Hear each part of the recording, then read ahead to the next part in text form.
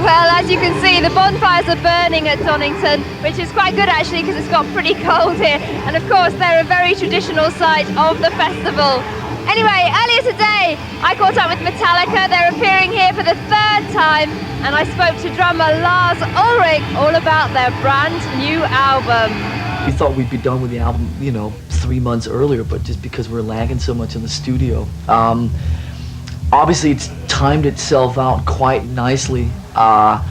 We've had some few listening parties. We had a listening party at Madison Square Garden a couple of weeks ago. We had one Hammersmith and Manchester Apollo, I guess, last week. And all in all, it's the lead up to this whole thing has been quite nice. But like I said, it's just down to our own inefficiencies in the studio. I thought we'd finish the record, take 3 months off, go on a promotion tour, then come over and do these gigs. And it's like we literally only finished the record about 3.5 weeks ago. Still, I mean, Enter Sandman, we had to mix right away so it could come out as a single. We finished the record, I think it was July maybe 14th or something like that. So it's still just over 3.5, 4 weeks.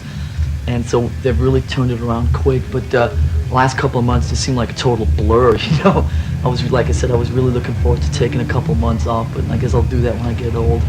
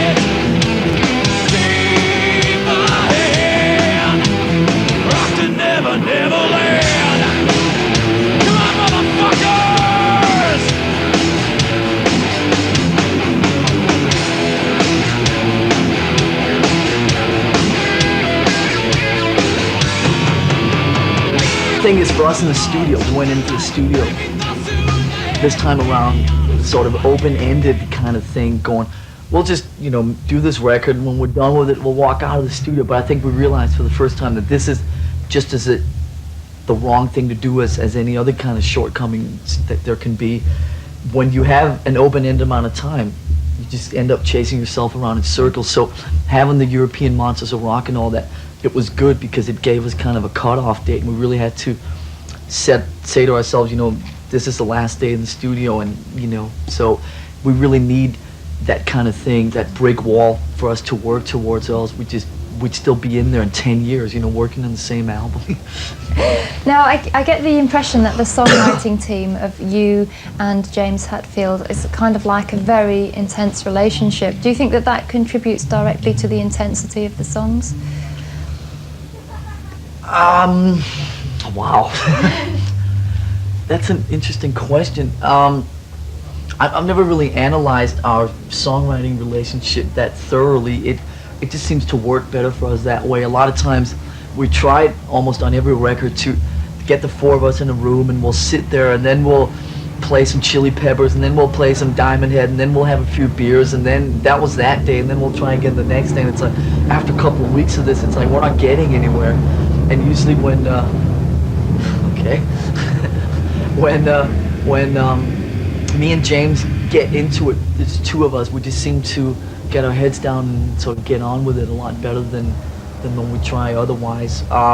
We've made 5 records that way. Obviously it's kind of working.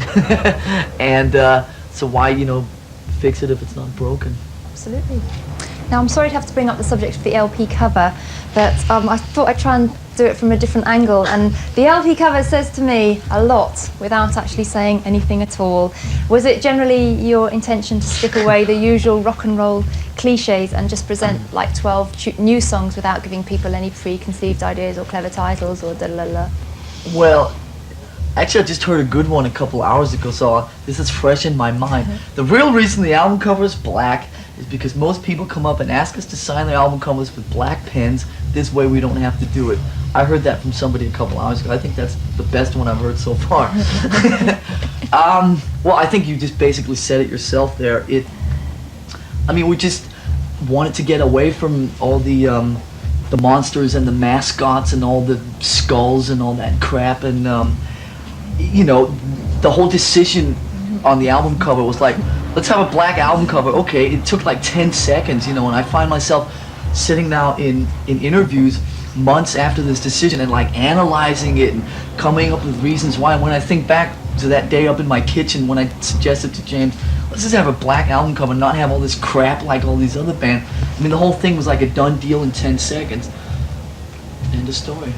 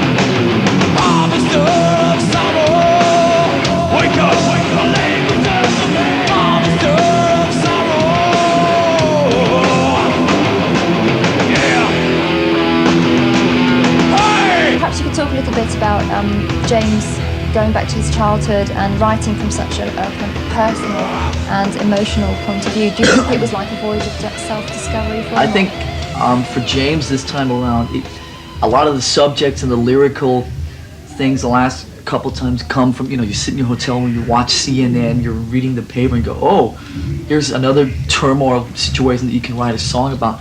I think this time around we got a little tired of that and felt that some of the subjects that we'd come up with, James could take and kind of personalize a little more. That stuff that was sort of lingering in him could come out. I think a few things that had gone on in his life, I think he finally felt ready to talk about in the songs and finally let some of that stuff out of him. He's pretty shy of nature, and I think he felt that the best way of letting some of that stuff go was through songs. Mm-hmm. For whom the bell tolls.